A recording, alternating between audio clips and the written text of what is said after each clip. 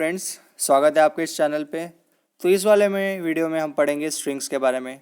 जो हमारा लास्ट वाला वीडियो था वो पढ़ा था हमने अरेज के बारे में।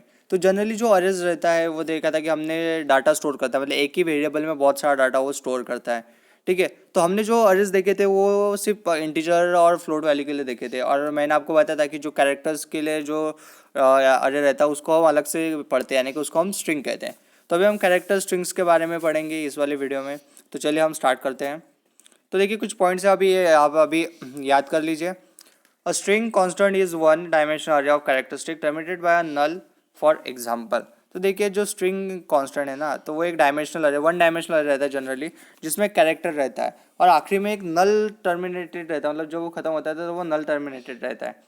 ठीक है, तो नल टर्मिनेटेड आप देख लिए स्लैश जीरो और एक कोलन। ठीक है, तो अभी नल टर्मिनेट रहता है। तो देखिए जब भी हम कैरेक्टर नेम को डिफाइन करते हैं, मतलब देखिए इस तरीके से डिफाइन करते हैं। देखिए क्या है, कैरेक्टर, फिर उसके बाद नेम, फिर उसके बाद देखिए हमने हर एक वर्ड को क्या करता है सिंगल कोट में दिया हुआ है। देखिए आप जब भी हर एक इसको लिखेंगे, मतलब जब भी आप इंटीजर मतलब इसको लिखेंगे, कैरेक्टर को लिखेंगे, तो आपको डबल कोट में लिखना है, ये आप याद कर लीजिए। और आपका जो आखिरी वाला जो रहेगा वो रहेगा नल वाला जो पार्ट रहेगा, वो आपका नल कैरेक्टर आखिरी वाले इसमें आपको याद ऐड करना ही पड़ेगा। वो आप याद कर लीजिए, वो भूलना नहीं है। पॉइंट बहुत ही इंपॉर्टेंट है। इस तरीके से हम कैरेक्टर अरे को हम रिप्रेजेंट करते हैं। Individual characters are stored in the memory location in ASCII code. ठीक है, जो इंडिविजुअल कैरेक्टर है ना वो स्काई कोड में की मेमोरी लोकेशन में स्टोर होते हैं। मैं आपको स्काई कोड के बारे में बताऊंगा इस वीडियो में कि वो उसमें कौन से कहाँ से क्या चालू होता है, मतलब कौन सा नंबर किसको रिप्रेजेंट करता है, वो भी मैं आपको बताऊंगा। फिर देखिए strings letter values are represent by sequence of characters between double quote. तो देखिए जो स्ट्रिंग लेटर वैल्यूज है हम उसको डबल कोट में हमेशा लिखते हैं। देखिए यहाँ पर लिखा है मैंने एग्जांपल हेलो को मैंने लिखा हुआ है, तो हम इसको डबल कोट में लिखते हैं। मतलब जब भी हमें एक वर्ड को लिखना है, मतलब एक पूरे वर्ड पूरा कैरेक्टर, मतलब जैसे तेजस, तो पूरा नाम है ना, तो उसको हम डबल कोट में लिखेंगे। लेकिन जब भी हम एक एक कैरेक्टर को लिखेंगे ना, तो हम उसको क्या करते हैं सिंगल कोट में लिखते हैं। ठीक है, ये आप याद कर लीजिए, सिंगल कोट में ऐसे लिखते हैं। और अगर पूरे नाम को लिखना है तो हम उसको क्या करते हैं, देखिए यहाँ पर देखिए, जैसे हमने कैरेक्टर नेम, फिर हमने HASCL ऐसा अलग अलग से लिख दिया। ठीक है, फिर यहाँ पर देखिए मैंने क्या कर दिया, character CH equals to Abhijeet. ठीक है, तो अभिजीत पे जब लिखा तो मैंने डबल कोटेशन में पूरा अभिजीत लिख दिया। लेकिन जब मैंने इंडिविजुअल लिखा तो यहाँ पर देखिए अलग अलग से लिखा और हर एक इसको मैंने डबल कोटेशन में लिख दिया। ठीक है, तो ये आप याद कर लीजिए। देखिए यहाँ पर कैरेक्टर अभिजीत अलग से लिखा, फिर उसके बाद मैंने नल का नोटेशन दे दिया। यहाँ पर 8 देखिए कैसे आएगा। ठीक है, देखिए ABHIGHT ये हो गए 7, और नल कैरेक्टर का हम गिनते हैं। तो देखिए जो C value gets the value of a, तो जैसे हमने अरेज में देखा था कि C0 को पहली वैल्यू मिलेगी, वैसे ही यहाँ पर भी हो जाएगा। तो C0 को ए वैल्यू मिल जाएगी, C1 को बी वैल्यू मिल जाएगी, एंड सो ऑन। और जो 7 लोकेशन रहेगा वो क्या रहेगा, नल कैरेक्टर रहेगा। ठीक है, और null character null terminated last character is this, ये आप याद कर लीजिए। इस तरीके से रहता है null character. Characters are arrays are also called string. तो इसको भी हम क्या करते हैं, इसको भी हम स्ट्रिंग के इसमें इन्वॉल्व करते हैं। तो देखिए जब भी हम इनिशियलाइज करते हैं, देखिए तो हम दो तरीके से इनिशियलाइज करते हैं स्ट्रिंग को। तो देखिए इस तरीके से इनिशियलाइज करो या फिर इस तरीके से इनिशियलाइज कर दो, तो दोनों एक ही जैसे हैं। ठीक है, तो यहाँ पर हमने क्या करा, सिर्फ हर एक को सिंगल अलग अलग तरीके से दे दिया, और यहाँ पर क्या करते हैं हमने डायरेक्ट उसको डबल कोटेशन में उसका पूरा का पूरा नाम लिख दिया। ठीक है, ये जो अल्टरनेट वे स्ट्रिंग को इनिशियलाइज करने का, और ये मोस्टली ईजी है, ये भी चलेगा, लेकिन जनरली बहुत सारे लोग इसका यूज़ करते हैं। फिर अभी उसके बाद पट्टा स्काई सिस्टम। तो स्काई सिस्टम का जो कि लॉन्ग फॉर्म क्या है, देखिए American standard code for information interchange. तो ये इसका लॉन्ग फॉर्म है। तो देखिए ये क्या है, ASCII is a 7 byte character set containing 128 character. तो 7 बाइट कैरेक्टर है जिसमें क्या है टोटल 128 कैरेक्टरिस्टिक है। तो 128 कैरेक्टरिस्टिक यानी कि जिसमें 9 नंबर है 0 to 9। फिर अपर केस और लोअर केस इंग्लिश लेटर्स है A to Z से लेके, मतलब अपर केस मतलब capital A to capital Z, और लोअर केस यानी कि small A to small Z, और कुछ उसमें स्पेशल कैरेक्टर्स भी उसमें इन्वॉल्व है।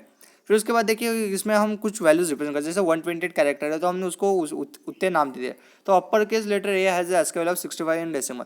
तो देखिए जो ए रहता है उसको अस्की सिस्टम में 65 नंबर दिया हुआ है, और जेड को 90, क्योंकि देखिए ए टू जेड कैसे टोटल 26 अजय ए को 65, बी को 66, सी को 67। तो इस तरीके से जो अपर केस वाले तब तक जेड तक जाएंगे तो वो 90 हो जाएगा। फिर उसके बाद आता है लोअर केस। तो लोअर केस स्टार्ट होता है 97 से। तो जो स्मॉल है उसकी वैल्यू क्या है 97 है, और जो जेड रहेगा उसकी वैल्यू क्या है कि 122। इस तरीके से वो वैल्यूज आते हैं। तो आपको सिर्फ इतने वैल्यूज याद रखने हैं, बाकी के वैल्यूज को याद रखना इतना इंपॉर्टेंट नहीं है, लेकिन इस वैल्यूज को याद रखना इंपॉर्टेंट है। क्योंकि कुछ एग्जाम्पल्स में जब कुछ हम प्रोग्राम सॉल्व करेंगे तो उसमें इसका बहुत ही यूज़ होता है। तो ये आप याद कर लीजिए, ये उसका सिस्टम वाला ये वाला जो पार्ट है, ये वाला पार्ट आपको याद करना ही पड़ेगा, ठीक है। फिर उसके बाद हम आगे देखते हैं। तो हम देखते हैं डिक्लेरेशन स्ट्रिंग वेरिएबल्स। तो देखिए अभी जैसे हमने अरे को डिफाइन करा था, मतलब डिक्लेयर करा था, उस तरीके से हम स्ट्रिंग को भी डिक्लेयर करेंगे ना। तो देखिए जो सबसे पहले स्ट्रिंग को डिक्लेयर करेंगे, तो अभी हम उसको डिक्लेरेशन देखते हैं। और string is declare like in other अरे। देखिए जिस तरह से हमारे को डिक्लेयर करें उस तरह से इसको डिक्लेयर करेंगे। सिर्फ यहाँ पर क्या हो जाएगा, सी एच ए आर। यहाँ पर देखिए सी स्मॉल चाहिए, कैपिटल नहीं चाहिए। सी एच ए आर जो रहेंगे यहाँ पर, जैसे आई एन टी सब स्मॉल रहता है वैसे सी एच आर भी स्मॉल रहेगा। यहाँ पर कैपिटल होगा लेकिन वो स्मॉल चाहिए। फिर स्ट्रिंग नेम और साइज। आपको देखा था हमने अरेज में देखा था कि इस तरीके से जो भी हम रिप्रेजेंट करते हैं ब्रैकेट्स को, तो वो क्या रिप्रेजेंट करता है, वो अरे को रिप्रेजेंट करता है। तो जो इस वाले रहेंगे तो उसमें हम इस तरीके से लिखेंगे। सिर्फ यहाँ पर सी क्या रहेगा, स्मॉल रहेगा, ठीक है। Small C, cap, small H, small A, small R, C H R, string name जो रखेंगे और उसका जो साइज रहेगा, ठीक है। तो साइज़ के बारे में भी थोड़ा सा आपको कन्फ्यूजन होगा, लेकिन उसके बारे में आपको बताऊंगा। फिर देखिए size determines the number of characters in string name. तो देखिए जो साइज़ है वो डिटरमाइन करेगा कि स्ट्रिंग में नेम में कितने कैरेक्टर है। जैसे आप देखेंगे कि तेजस, तो तेजस में क्या है, टी ई जे ई एस। तो देखिए तेजस में टोटल 5 कैरेक्टर्स है प्लस 1 नल कैरेक्टर। तो जो आपके स्ट्रिंग नेम रहेगा ना, तो उसकी जो साइज है वो 6 आएगी। Size should be equal to the number of character in the string plus 1। Plus 1 इसलिए दिया कि जो नल टर्मिनेट वाला कैरेक्टर रहेगा वो उसको भी हमें ऐड करना रहता है जब भी हम वेरिएबल साइज को डिफाइन करते हैं, मतलब स्ट्रिंग नेम की जो साइज है उसको डिफाइन करने के लिए। तो अब देखिए तेजस, तेजस यानी कि T E J A S, ऐसे टोटल हो गए 5 कैरेक्टरिस्टिक और 1 नल कैरेक्टर, मतलब टोटल 6। तो इसकी जो साइज रहेगी वो 6 रहेगी, आप याद कर लीजिए, बहुत ही इंपॉर्टेंट है। When a character string is assigned to a character array, it automatically appends the null character 0 at the end of the string. तो देखिए जब भी आप क्या करते हैं, जब हम इसको इनिशियलाइज कर देते हैं, जैसे हमने क्या कैरेक्टर स्ट्रिंग नेम, उसकी साइज कुछ लिखा नहीं और उसको डबल कोटेशन में उसका नाम लिख दिया, तो फिर वो ऑटोमेटिकली नल कैरेक्टर उसमें क्या हो जाता है, ऐड हो जाता है। तो इससे क्या होता है पता है क्या, आपको मतलब एडिशनल साइज लिखने की ज़रूरत नहीं पड़ती, मतलब आपको साइज पता भी नहीं रहे तो साइज टोटली हो जाता है। The trailing null character is missing here, C automatically puts at the end if you define like this. तो इस तरीके से जब हम डिफाइन करते हैं ना, देखिए हमने यहाँ पर, देखिए यहाँ पर डिफाइन करा हुआ है, यहाँ पर जब हमने अभिजीत डिफाइन करा हुआ है, तो देखिए अब यहाँ पर 7 वर्ड थे, अभी अभी A B H I J I T, ऐसे 7 वर्ड्स और नल कैरेक्टर टोटल 8 होगा, तो वो अपने आप उसमें वो गिन लेता है। और एक और बात ऐसे है कि that individual character C uses single quotes whereas strings it use double quote. तो देखिए जो इंडिविजुअल कैरेक्टर्स रहते हैं हम उसके लिए सिंगल कोट यूज़ करेंगे, और जो डबल वाले रहेंगे, मतलब जो एक पूरा नाम रहेगा, तो उसके लिए क्या करेंगे हम डबल कोटेशन, मतलब स्ट्रिंग वाले को हम डबल कोटेशन का यूज़ करेंगे। तो देखिए यहाँ पर हमने देखा था जो सिंगल वाले थे, तो हमने सिंगल वाले के लिए क्या करा था, डबल कोटेशन का यूज़ करा था, ठीक है। डबल कोटेशन का मतलब सिंगल कोटेशन का यूज़ करा था जब हमने एक एक वर्ड को ऐड करा था। फिर उसके बाद जब हमने पूरे स्ट्रिंग का नाम लिख दिया था, जैसे अभिजीत पूरा लिख दिया था, तो हमने उसको डबल कोटेशन में मेंशन करा था। तो ये उस पॉइंट का कहना है, तो ये भी पॉइंट आप याद कर लीजिए, ठीक है, कि जब भी हम सिंगल कोट में इंडिविजुअल कैरेक्टर को रिप्रेजेंट करेंगे, वेयर एज स्ट्रिंग को हम डबल कोट के फॉर्म में हम क्या उसको रिप्रेजेंट करेंगे। फिर अब एक एग्जांपल देखते हैं। तो देखिए हमें क्या है, program to demonstrate the printing of a string. तो सबसे पहले हम देखिए तो हम इस तरीके से हम इसको लिख सकते हैं, कैरेक्टर नेम और तेजस। देखिए मैंने यहाँ पर डिक्लेयर कर दिया, नाम लिख दिया, फिर I N T equals to 0। अब देखिए आप क्या करेंगे, हम कैरेक्टर को, हमें एक एक कैरेक्टर को प्रिंट करना है, ठीक है। तो इसके लिए हमें क्या करना पड़ेगा, लूप चलाना पड़ेगा। फिर देखिए जो हमारा जो लास्ट वाला कैरेक्टर का रहेगा, जो नेम वाला जो पार्ट रहेगा, तो हमने देखा था लूप में हम चलाते हैं नेम ऑफ आई, जैसे हमने अरेज में पढ़ा था, जैसे कि हम 0 to 1, तो आई इज इक्वल्स टू 0 के लिए स्टार्ट होगा, तो आई इज इक्वल्स टू 0 के लिए ये नल कैरेक्टर आता है क्या, नहीं, तो फिर इसलिए लूप क्या हो जाएगी, रन हो जाएगी। प्रिंट %c, तो %c किस लिए यूज़ करा, हमने कैरेक्टर के लिए यूज़ करा हुआ है। तो देखिए यहाँ पर जब हमने कैरेक्टर नेम तेजस रिप्रेजेंट करा हुआ है, तो नेम 1, नेम ऑफ 0, तो नेम ऑफ 0 क्या हो जाएगा, टी, ठीक है। फिर उसके बाद नेम ऑफ 1 हो जाएगा ई, फिर नेम ऑफ 2 हो जाएगा जे, नेम ऑफ 3 हो जाएगा ए, और नेम ऑफ 4 हो जाएगा एस, और नेम ऑफ 5 हो जाएगा नल कैरेक्टर। तो ठीक है, तो अभी हम लूप को स्टार्ट करते हैं। तो लूप को हमने पहले स्टार्ट करेंगे, तो आई इज इक्वल टू 0 के लिए लूप स्टार्ट हो जाएगी, तो उसके लिए कंडीशन सेटिस्फाई हो रही, तो नेम %c नेम ऑफ 0, तो नेम ऑफ 0 क्या था, टी, तो पहले टी टी प्रिंट होगा। फिर उसके बाद आई प्लस प्लस, मतलब आई की वैल्यू क्या हो जाएगी, आई प्लस 1, मतलब 0 + 1 1, आई की वैल्यू 1 हो जाएगी। तो देखिए आई ऑफ, जब हम नेम ऑफ 1, वो भी नल कैरेक्टर नहीं है, ठीक है, तो फिर से कंडीशन सेटिस्फाई हो रही है, तो इस तरीके से वो तेजस तक आ जाएगा, एस आ गया। फिर एस होने के बाद जो ये हो जाएगा, इसकी क्या वैल्यू हो जाएगी 6, तो आई की वैल्यू हो जाएगी 6, तो name of 6 is not equal to null character. तो देखिए ये कंडीशन वैलिड नहीं हो रही है, क्योंकि वो क्या हो रहा है, जो नेम ऑफ 6 है वो नल कैरेक्टर इक्वल है, तो लूप क्या होगी, वहाँ पर टर्मिनेट हो जाएगी, और सिर्फ आउटपुट क्या आ जाएगा, सिर्फ आउटपुट यहाँ पर तेजस आ जाएगा। This program doesn't rely on the length of the string number of the character in the print out of the content. तो यहाँ पर देखिए हमने यहाँ पर कुछ यहाँ पर डिफाइन भी नहीं करा, उसके साइज भी डिफाइन नहीं करी, लेकिन यहाँ पर हमने जो नेम डिक्लेयर करा है उसके हिसाब से उसके साइज डिक्लेयर हो गए। तेजस यानी कि 5 वर्ड और एक कैरेक्टर यानी कि 6 जो नल कैरेक्टर हम ऐड करते हैं उसके हिसाब से उसकी जो साइज़ है वो डिफाइन ऑटोमेटिकली हो जाती है। तो एक एग्जाम्पल था, बहुत ही सिंपल एग्जाम्पल था, आप इसको बहुत अच्छे तरीके से समझ लीजिए। फिर देखिए रीडिंग स्ट्रिंग्स परसेंटेज फॉर्मेट। तो यहाँ पर हम एक एग्जांपल देखते हैं कि void character name 25 scanf percentage फिर नेम और उसका हम प्रिंट करेंगे। तो देखिए परसेंटेज का हम अगर हम यूज़ करेंगे तो देखिए जब भी हमने यहाँ पर देखा था कि हमने क्या करा है, जब हमें एक नाम को हमको प्रिंट करना था तो हमें वाइल लूप चलानी पड़ी थी, ठीक है। तो वाइल लूप में हमें एक नाम को चलाना पड़ा था, लेकिन अगर हमें एक नाम को अगर नहीं चलाना है तो हम डायरेक्टली यूज़ करेंगे परसेंटेज का। तो परसेंटेज क्या करेगा, डायरेक्टली देखिए हमने यहाँ पर कैरेक्टर नेम 25 डिफाइन करा हुआ है, तो आप जो भी नेम डालेंगे वो परसेंटेज से क्या हो जाएगा, स्कैनएफ हो जाएगा, ठीक है। परसेंटेज से स्कैन हो जाएगा, मतलब स्कैनएफ इन ब्रैकेट परसेंटेज देंगे। यहाँ पर देखिए हमें एम्परसैंड के साइन देने की कोई ज़रूरत नहीं है।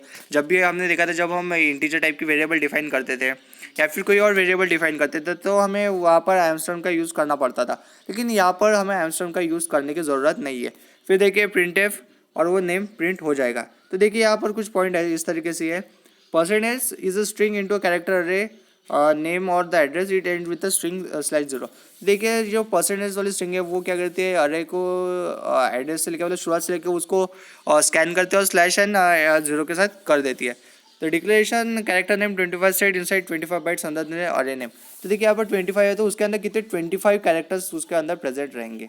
फिर उसके बाद एमस्ट्रॉम is not required before the variable name. फिर देखिए जब भी आप स्कैन करेंगे या फिर प्रिंट करेंगे तो उसके पहले क्या रहता है, एमस्ट्रॉम देने की जरूरत नहीं रहती है जब आप परसेंटेज फॉर्मेट का यूज़ करते हैं। फिर देखिए the problem here is that the string is taken up to the first space blank tab और कैरेक्टर। अब देखिए इसका जो प्रॉब्लम है परसेंटेज का और स्कैनएफ फंक्शन का जब यूज़ करके हम परसेंटेज का यूज़ करते हैं तो हमें एक प्रॉब्लम आती है कि जब भी एक ब्लैंक आ जाती है तो ब्लैंक के पहले वाला ही जो वर्ड है वही वो सिर्फ स्कैन करता है, उसके आगे वाला स्कैन नहीं करता। फॉर एग्जांपल यहाँ पर देखिए मैंने एक एग्जांपल लिया है, if we type Tejas Devar, मतलब हम क्या करेंगे उसको इनिशियली दे देंगे तो name will be assigned as the string as Tejas. तो देखिए यहाँ पर ब्लैंक आएगा, तो ब्लैंक आएगा तो उसके बाद वाली जो स्ट्रिंग है उसको वो मतलब लेगा ही नहीं, वो सिर्फ पहले वाले को ही उसमें इन्वॉल्व करेगा। तो इसलिए अगर आप स्पेस देंगे तो उससे वो नहीं होगा। Note that string character percent format and with the /0, और जो परसेंटेज फॉर्मेट है वो /0 के साथ एंड होता है। तो आप इसको याद कर लीजिए, ये बहुत ही इंपॉर्टेंट पार्ट है। ये जो सारे के सारे जो पार्ट्स हैं वो बहुत ही इंपॉर्टेंट पार्ट है, तो आप इसको अच्छे तरीके से याद कर लीजिए, मतलब परसेंटेज का यूज़ किस लिए करते हैं। और एक प्रॉब्लम आ रही है कि जो ब्लैंक करने के बाद जो अगला वाला कैरेक्टर है मतलब अगला जो स्ट्रिंग है उसको रीड नहीं कर रहा है, मतलब एक लाइन में जो अगले वाली स्ट्रिंग है, स्ट्रिंग यानी कि सिंपली यहाँ पर तेजस और पूरा दूसरा देवर, तो इसको वो ले रहा नहीं है। तो इसके प्रॉब्लम को भी हम सॉल्व करेंगे और उसको भी हम अगले थोड़ा आगे देखते हैं, ठीक है। When entering the string using scanf we must caution about 2 things. तो देखिए जब भी हम स्कैनएफ का यूज़ करते हैं तो हमें 2 थिंग्स के बारे में पढ़ना है, ठीक है। Length of the string should not exceed the dimension of the character, ठीक है। जो हम स्ट्रिंग ले रहे हैं जैसे कि अगर मैंने डिफाइन करा कैरेक्टर मतलब CHAR और ए नेम और फिर उसकी जो साइज़ दे दिया वो मैंने 4 दे दिया, साइज़ 4 दे दिया और मैंने खुद का नाम लिख दिया तेजस 5, तो क्या हो रहा है, डायमेंशन एक्सीड हो रहा है। तो ये हमें नहीं करना है, ये गलत है। ये करेंगे तो आपके प्रोग्राम में एरर आने की चांस, एरर तो नहीं आएगा लेकिन जो आपके प्रोग्राम की वैल्यूज़ है वो गलत आ जाएगी, तो इसलिए आप याद कर लीजिए। फिर देखिए जो स्कैनएफ फंक्शन है is not capable of receiving multiverse string. तो जो स्कैनएफ वाला पार्ट है, ठीक है, तो स्कैनएफ वाला जो पार्ट है वो है कि नहीं मल्टीवर्ड स्ट्रिंग लेता नहीं है। मतलब देखिए उसका मतलब क्या है, therefore name such as Tejdev will not be acceptable. मतलब देखिए मैं लिखूंगा कि आई एम हियर, तो सिर्फ आई करेगा, आई एम हियर वाला वर्ड रिसीव नहीं करेगा। जैसे तेजस देवर बोलेंगे तो सिर्फ तेजस ही वो क्या करेगा, रिसीव करेगा, और इसको डबल कोटेशन में चाहिए। मैंने आपको यहाँ पर समझने के लिए सिर्फ सिंगल कोटेशन में वो लिख के दिया हुआ है, ठीक है। तो ये जो लिमिटेशन है, अभी इस लिमिटेशन को हमें निकालना है। मैंने तो निकाले कैसे, तो लिमिटेशन को निकालने के लिए हम क्या करेंगे, the way to get around this limitation is using the function gets and puts. तो देखिए हम गेटएक्स और पुटएक्स नाम के फंक्शन का यूज़ करेंगे इस लिमिटेशन को निकालने के लिए, ठीक है। तो जो puts can display only 1 string at a time. तो देखिए जो पुटएक्स है ना वो एट अ टाइम एक ही स्ट्रिंग को क्या कर सकता है, डिस्प्ले कर सकता है। फिर उसके बाद unlike printf puts can place the cursor on the next time. तो देखिए जो प्रिंटएफ नाम का फंक्शन था उसकी जगह हम पुटएक्स नाम का फंक्शन यूज़ कर सकते हैं, लेकिन देखिए जो पुटएक्स वाला फंक्शन है ना वो एट अ टाइम एक ही स्ट्रिंग को ले सकता है। It can display at string at 1 string at a time, ठीक है। फिर अगर हमें दूसरी स्ट्रिंग को अगर करना पड़ेगा तो हमें एक और पुटएक्स फंक्शन का यूज़ करना पड़ेगा। मैं एक एग्जांपल लूँगा, उससे आपको और क्लियरली समझ में आ जाएगा। फिर उसके बाद through gets is capable using only one string at a time. The plus point is the gets is the receiver multiple string. तो देखिए जो गेटेक्स वाला और पुटेक्स वाला दोनों है कि नहीं एक ही स्ट्रिंग एट अ टाइम ले सकते हैं, मतलब एक सेंटेंस की स्ट्रिंग एट अ टाइम ले सकते हैं। और इससे क्या होता है पता है क्या, इसका जो प्लस पॉइंट है गेटेक्स फंक्शन को वो क्या करता है मल्टीपल स्ट्रिंग को भी वो कर सकता है। मतलब देखिए मैंने अगर लिखा गेटेक्स इन ब्रैकेट तेजस देवर, तो वो पूरा का पूरा क्या हो जाएगा स्कैन कर लेगा, ये इसका प्लस पॉइंट है।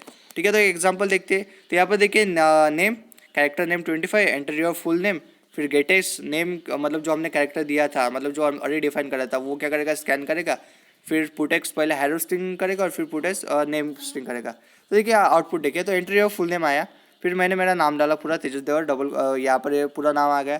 फिर क्या है गेटेक्स नेम, तो जो मैंने नेम डाला वो क्या करेगा वो स्कैन कर लेगा। ठीक है, स्कैन कर लेगा। फिर उसके बाद है पुटेक्स हेलो, हेलो डबल कोटेशन में हेलो था तो ऐसे रिप्रेजेंट करना रहता है। फिर देखिए हमें यहाँ पर हेलो आ गया। फिर जो पुटेक्स क्या है वो उसका फंक्शन होने के बाद वो नेक्स्ट लाइन पे चल जाता है। और देखिए वो एट ए टाइम एक ही स्ट्रिंग को यूज़ करता है, इसलिए हमने एक पुटेक्स का यूज़ करा। फिर उसके बाद पुटेक्स नेम, तो नेम क्या डाला था मैंने तेजस देवर, और फिर उस अगले लाइन पे आने के बाद क्या करेगा तेजस देवर प्रिंट करेगा। तो ये था सिंपल प्रोग्राम। हम गेटेक्स और पुटेक्स नाम का इस तरीके से हम इसको यूज़ कर सकते हैं। फिर देखिए puts can display only one string at a time, hence the use of two puts in the program in the above program. देखिए तो पुटेक्स एट ए टाइम एक ही स्ट्रिंग डिस्प्ले कर सकते हैं, जैसे हेलो एक स्ट्रिंग होगा तो एट ए टाइम वो एक ही स्ट्रिंग डिस्प्ले कर सकते हैं, इसलिए हमने एक बार यूज़ करा। फिर दूसरी बार जब हमें नेम को डिस्प्ले करना था तो हमने दूसरे पुटेक्स का फंक्शन का यूज़ करा है। फिर उसके बाद आता है we can read a line of a text using built in function gets which comes under stdio.h header file. तो देखिए जो हमारा गेटेक्स फंक्शन है हमें कि नहीं इससे क्या करते हैं एक लाइन को पूरे लाइन को, अगर देखिए हमने एक लाइन लिखा जैसे मैंने लिखा एंटर योर फुल नेम तेजस देवर और इसको डबल कोटेशन में दे दिया। ठीक है, और ये इसको सारे इसको हमने प्रिंट करने का तो प्रिंट करेगा क्योंकि ये एक स्ट्रिंग है। ठीक है, डबल कोटेशन के अंदर जो आप पूरा नाम लिखेंगे वो एक स्ट्रिंग कंसिडर कर जाती है, भले आप उसमें एक नाम लिखो या फिर बहुत सारे नेम लिखो। तो इसका पॉइंट है। एग्जाम्पल कैसे लिखेंगे गेटेक्स इन ब्रैकेट उस स्ट्रिंग का नाम। ठीक है, जैसे हमने यहाँ पर लिखा नेम क्योंकि हमने ऑलरेडी ऊपर डिफाइन करा हुआ था। ठीक है, तो हमने नेम के बारे में लिखा। फिर फॉर प्रिंटिंग पर्पज वो यूज पुटेक्स फंक्शन, पुटेक्स इन ब्रैकेट उस स्ट्रिंग का नाम। तो ये इसका बहुत ही एडवांटेज है, बेनिफिट है पुटेक्स और गेटेक्स फंक्शन का। अगर आपको इसको अवॉइड करना है, मतलब अगर आपको व्हाइल लूप को अवॉइड करना है तो इसके लिए आप पुटेक्स और फिर उसके बाद स्कैनएफ फंक्शन का परसेंटेज का अगर यूज़ नहीं करना है, क्योंकि और हमें कई के बाद स्ट्रिंग बहुत सारे वर्ड्स के रहते हैं तो उसका हम यूज़ करने के लिए हमें क्या करना पड़ेगा, इसका यूज़ करना ही पड़ेगा गेटेक्स और पुटेक्स फंक्शन का। फिर देखिए तो अभी हमने स्ट्रिंग्स के बारे में पढ़ लिया, तो अभी देखिए कि कई के बार हमें बहुत सी बार ऐसे यूज़ होता है कि जैसे हमें मतलब हमें फॉर एग्जांपल कि कोई दो स्ट्रिंग को कंपेयर करना है या फिर एक स्ट्रिंग में दूसरी स्ट्रिंग ऐड करनी है, तो इसके लिए तो बहुत ही डिफिकल्ट जाएगा। हम इस तरीके से सॉल्व करेंगे तो जो हमारे प्रोग्राम रहते हैं जो स्टैंडर्ड डिफाइन रहते हैं, मतलब देखिए स्टैंडर्ड लाइब्रेरी स्ट्रिंग फंक्शन, तो इसमें ऑलरेडी वो प्रेजेंट रहते हैं, तो हमें उसके बारे में पढ़ना है। तो वो वाला जो पार्ट है वो हम अगले वाले वीडियोस में पढ़ेंगे। अगर आपको इस वीडियो में कोई भी डाउट आता है तो आप कमेंट बॉक्स में मेंशन कीजिए, और चैनल को अगर सब्सक्राइब नहीं करा हो तो चैनल को सब्सक्राइब कीजिए और बेल आइकन को भी दबाएं, मतलब आपको आने वाली वीडियोज़ के लिए जानकारी मिलेगी। और जो हमारा अगला वाला पार्ट है स्टैंडर्ड लाइब्रेरी स्ट्रिंग फंक्शन, वो अगले वाले वीडियो में देखेंगे। ये भी बहुत इंपॉर्टेंट पार्ट है, जिससे क्या हो जाता है आपके कुछ प्रोग्राम बहुत ही ईजिली सॉल्व हो जाते हैं। तो वीडियो देखने के लिए थैंक यू।